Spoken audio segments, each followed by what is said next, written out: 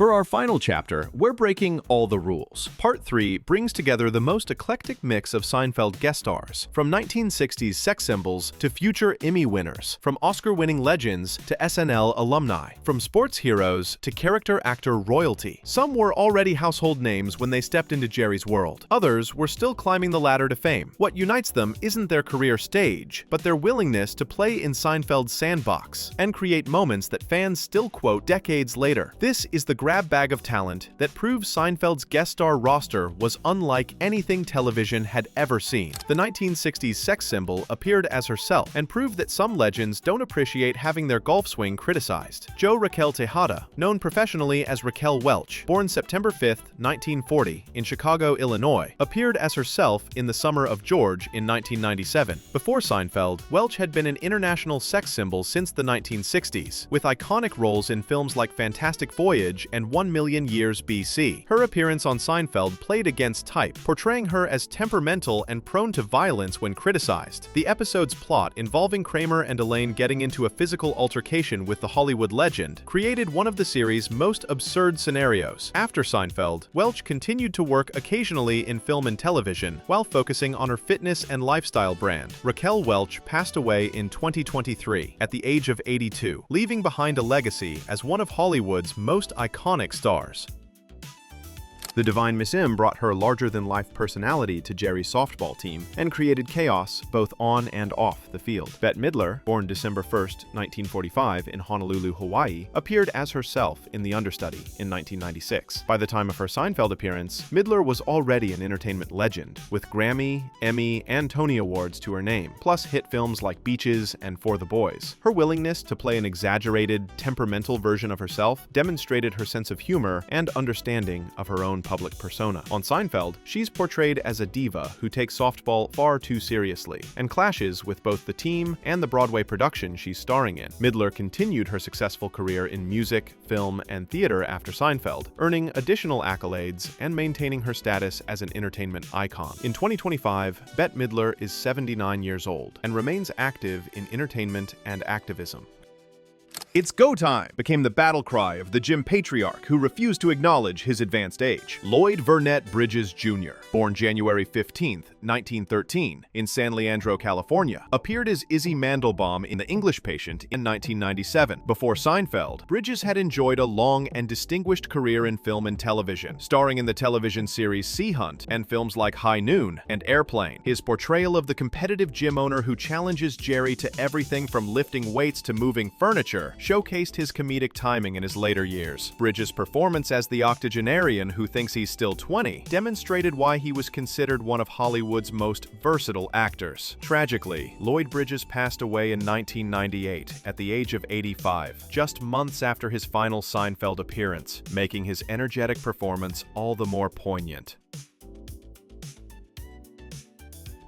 The former New York Mets first baseman played himself and sparked one of Seinfeld's most memorable multi-episode arcs. Keith Barlow Hernandez, born October 20th, 1953, in San Francisco, California, appeared as himself in The Boyfriend two-part episode in 1992. Before his Seinfeld appearance, Hernandez had been a Major League Baseball star, winning the 1979 National League MVP award and playing key roles in World Series championships with the St. Louis Cardinals and New York Mets. His relationship with both Jerry and Elaine created one of the series' most complex love triangles, while his friendship with Jerry led to some of the show's funniest moments about male bonding. After Seinfeld, Hernandez continued his broadcasting career, working as a color commentator for Mets games and appearing on various sports programs. His natural charisma and willingness to poke fun at his own image made him a perfect fit for Seinfeld's world. In 2025, Keith Hernandez is 71 years old and continues to work in baseball broadcasting.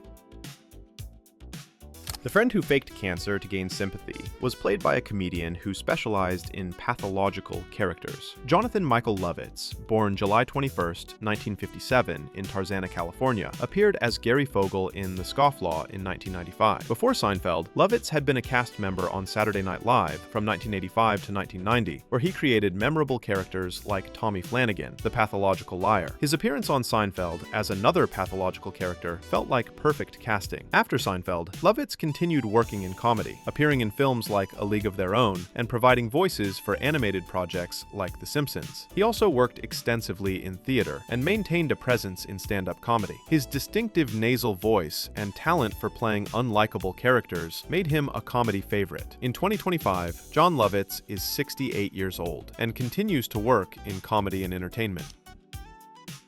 The Oscar-winning actor appeared as himself, leading to one of George's most elaborate lies and Kramer's most painful lesson about pencils. Jonathan Vincent Voight, born December 29, 1938 in Yonkers, New York, appeared as himself in The Mom and Pop Store in 1994. Before Seinfeld, Voight was already an Academy Award winner for Coming Home and had starred in classics like Midnight Cowboy and Deliverance. His willingness to appear on Seinfeld and participate in the absurd plot involving George's claimed connection to his car showed his sense of humor. After Seinfeld, Voight continued his successful career with roles in films like Heat and the National Treasure franchise, while also becoming known for his conservative political views. He later won an Emmy for his portrayal of Mickey Donovan in the Showtime series Ray Donovan. In 2025, Jon Voight is 86 years old and continues to work occasionally in film and television.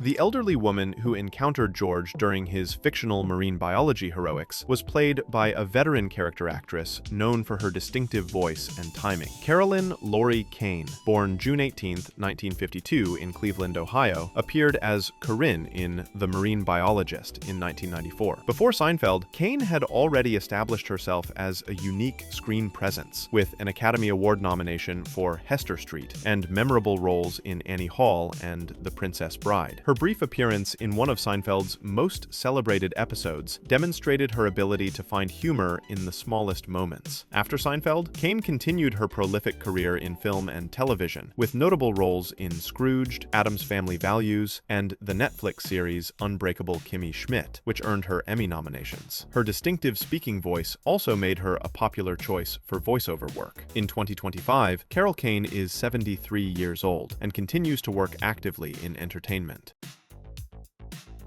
In a blink-and-you-miss-it appearance, the future Adam Sandler collaborator played Bob in The Friars Club. Robert Michael Schneider, born October 31, 1963 in San Francisco, California, appeared briefly as Bob in 1996. Before Seinfeld, Schneider had been a cast member on Saturday Night Live from 1990 to 1994, where he created characters like the Copy Guy and appeared in popular sketches. His tiny role on Seinfeld came during his transition from SNL to film career.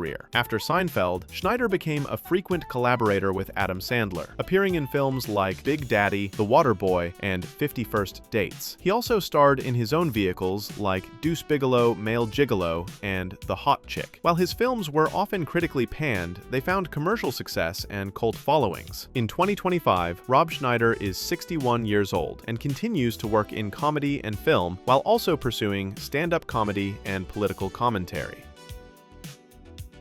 From Raquel Welch's legendary temper tantrum to Lloyd Bridges' final comedic triumph, from sports heroes to SNL alumni to character actor legends, Part 3 proves that Seinfeld was a magnet for talent in every stage of their careers. Whether they arrived as legends or left as future stars, each performer contributed to the show's incredible legacy. Across all three parts, we've explored over 25 careers that intersected with Jerry's world, reminding us that the show about nothing launched, elevated, and celebrated some of entertainment's most memorable talents. In Jerry's universe, every guest star mattered, and every moment could become television gold.